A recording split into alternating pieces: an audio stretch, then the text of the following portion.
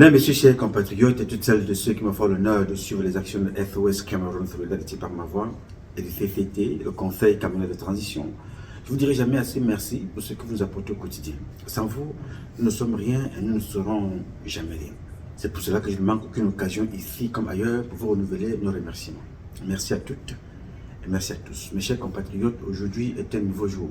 J'ai invité toutes celles et ceux qui ont eu la grâce de Dieu comme moi d'être vivants ce matin, de glorifier Dieu et de célébrer la vie. Appelez-le comme vous voulez, Zambe, Zamba, Tatebe, Si, Loba, God, Job, Allah, Nini, Zambé. Donne-lui le nom que tu veux, mais glorifie-le.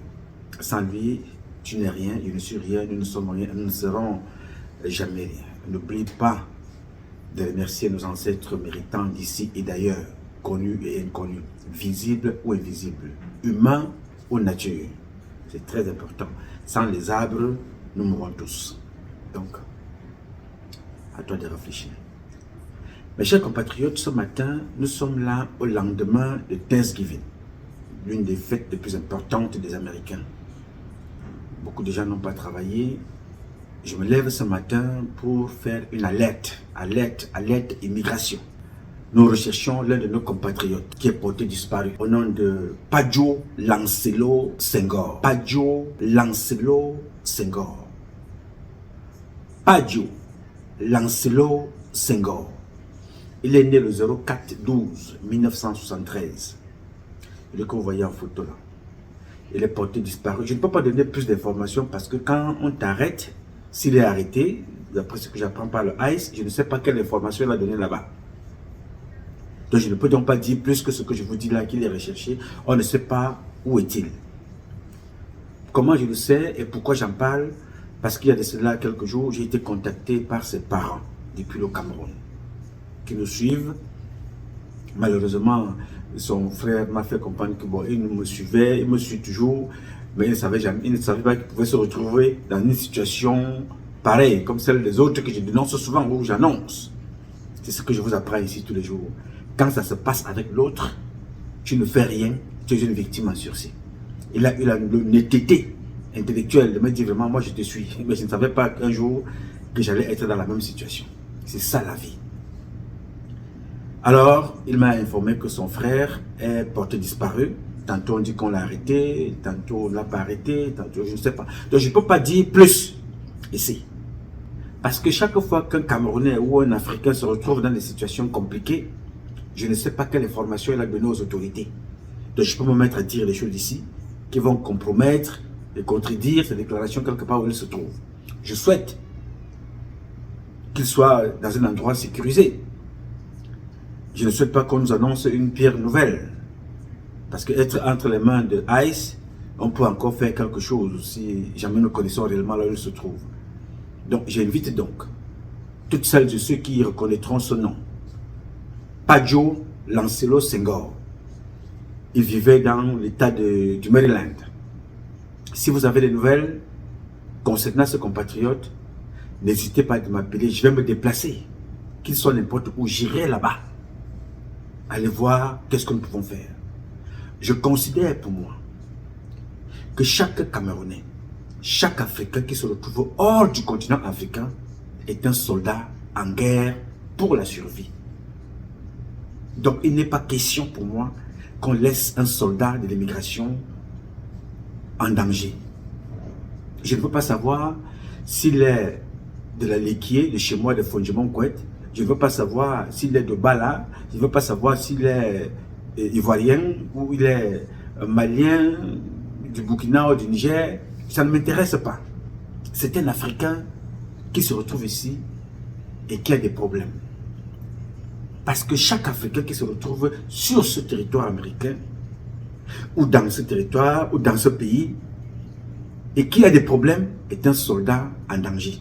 Chacun d'entre nous se doit le devoir de lui venir en aide. Parce que nous sommes ici en guerre contre la misère, contre les mauvaises conditions de vie dans nos différents pays. Parce que si nous avions tout chez nous, nous ferions comme des Saoudiens, venir ici en vacances, venir ici en touriste, venir en congé. Donc tout Camerounais, tout Africain se retrouvant ici, que tu sois étudiant, que tu sois travailleur saisonnier, que tu sois demandeur d'asile, immigré, que tu sois, je ne sais pas trop quoi, tu es venu chercher les meilleures conditions de vie pour aider ta famille. Donc, nous sommes en guerre contre la misère, contre les mauvaises conditions de vie. C'est pour ça que nous sommes ici. Alors, nous devons solidarité, nous devons soutien, quelle que soit la couleur de peau, quelle que soit ton régime et ta religion. Ça, c'est ce que je pense. Chacun fait ce qu'il veut. Mais moi, c'est ma logique. Donc, si vous avez des informations concernant ce monsieur, Padjou Lancelot Senghor, né le 04-12-1973, n'hésitez pas de le contacter.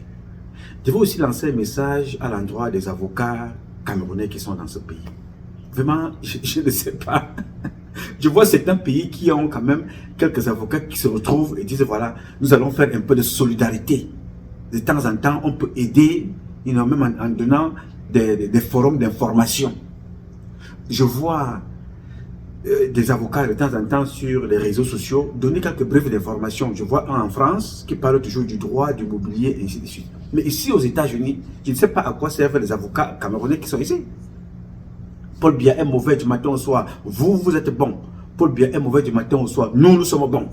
Mais nous qui sommes là alors, que faisons-nous pour les autres pour montrer que nous sommes différents de ce que Paul Biya n'arrive pas à faire? Vraiment, je voulais lancer ce petit message-là à l'endroit des avocats. Je sais que ça coûte cher, votre consultation, mais à un certain moment, apprenez à faire le sacrifice. Ce n'est pas quand vous allez mourir, on va nous faire comprendre que non, il y a un avocat camerounais qui est mort quelque part, on va dire, oh, vraiment, c'est un frère. Vraiment, allons au deuil. Pendant qu'il était là, qu'est-ce qu'il nous a apporté? Il nous apporte quoi quand il est là? Il est vivant. Vraiment, soyez un peu utile aux autres aussi, s'il vous plaît. Bien. Je vais conclure en passant un message à Ferdinand Ngongo au Cameroun, secrétaire général. Je te passe ce message parce que c'est toi qui as délégation de signature du président de la République. Même sans le mentionner, tu es le vice-président du Cameroun. C'est-à-dire que quelqu'un qui a été élu, il a pris toute sa signature, il a donné à quelqu'un qui l'a récupéré aux États-Unis. Il dit voilà, moi je suis président. Je te fais la délégation de signature. C'est toi qui décides, toi le secrétaire. C'est toi qui juges ce que tu penses qui peut venir à mon endroit, mais sinon le pays, ça appartient. Je voudrais dire à Ngongo ici, c'est que depuis que tu es parti là-bas, nous, on n'a pas l'impact de ta présence au Cameroun, ici aux États-Unis. Je te parle parce que tu as été dans la diaspora. Tu as travaillé à la mission diplomatique ici. Je voulais donc t'informer que certains de tes compatriotes diplomates tombent malades et sérieusement. Pourquoi? Parce qu'il n'y a pas de chauffage dans les missions diplomatiques et dans les chancelleries. C'est très grave. Je me battais ici régulièrement pour vous demander de nettoyer les ambassades. Je me battais pour demander des salaires à Washington, les gens qui n'étaient pas payés. Il faut que je me batte encore aujourd'hui pour vous annoncer que monsieur le secrétaire général, vice-président du Cameroun, dans certaines missions diplomatiques, il n'y a pas de chauffage, les gens tombent malades. Les gens ont un problème d'assurance dans ces missions diplomatiques. Quand tu partiras de là, il faut qu'on retienne quelque chose. Qu'est-ce que tu nous as laissé? Il ne faut pas seulement qu'on pense que Ngongo était seulement là. Bon, il a affecté sa soeur, il a affecté sa copine, il a affecté sa cousine, il a affecté la copine de sa copine, il a affecté son cousin quelque part dans les ambassades. Oui, bon. Après ça, il y a quoi? Qu'est-ce que le Camerounais lambda retiendra de toi positif? Nous allons accuser le président nuit et jour. Il a sa part de responsabilité. Mais quand un chef d'État prend les jeunes autour de lui, c'est pour qu'ils essayent un peu de prolonger leur regard en s'adaptant aux périodes. Quand mes enfants arrivent ici, je ne connais rien de ChatGPT. Je ne connais rien des réseaux sociaux que vous voyez là, manipuler, les machins, tout ça. C'est-à-dire que mes enfants font ça, c'est comme s'ils sont nés avec. J'apprends.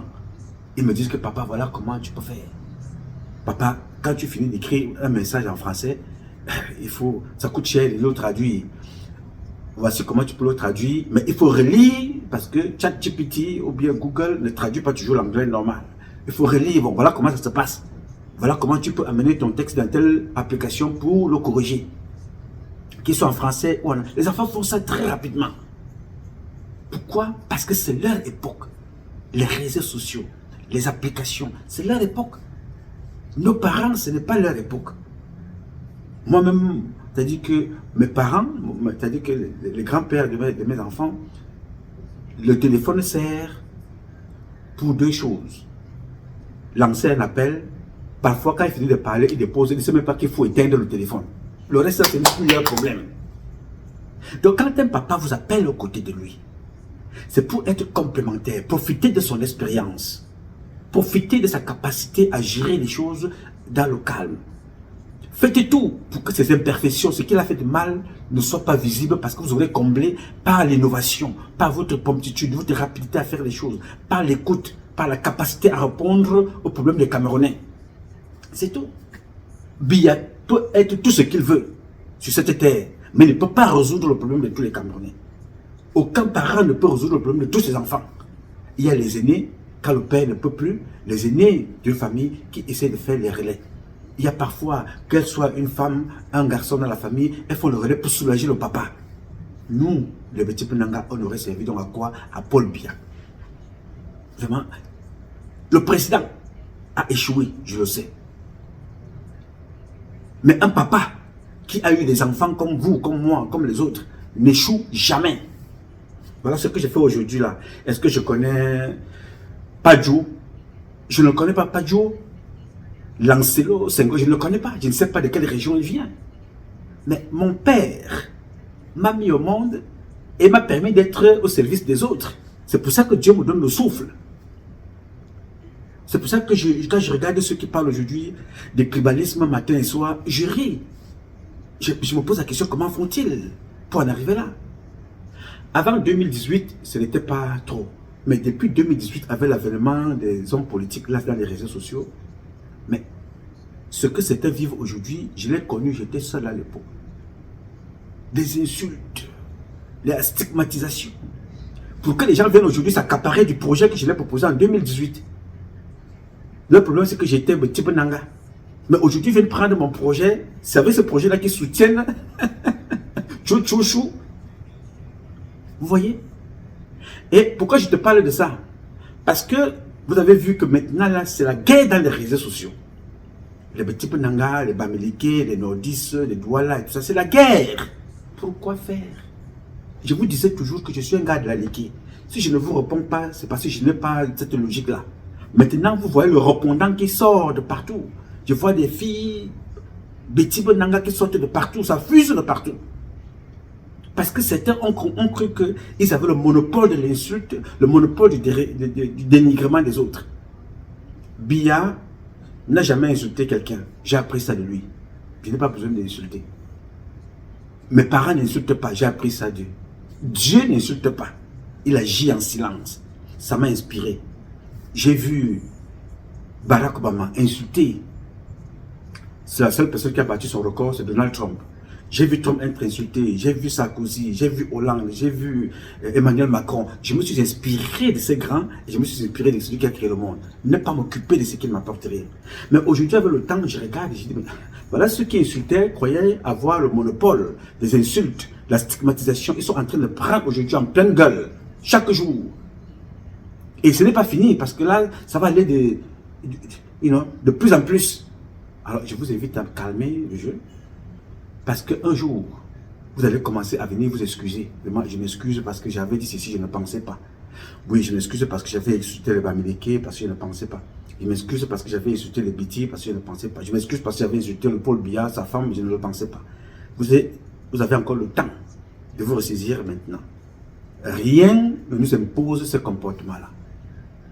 Si nous sommes le continent où Dieu a déposé toute sa pensée, toute son intelligence, l'Afrique, le Cameroun, le paradis, proposons un autre comportement aux gens qui nous suivent de par le monde.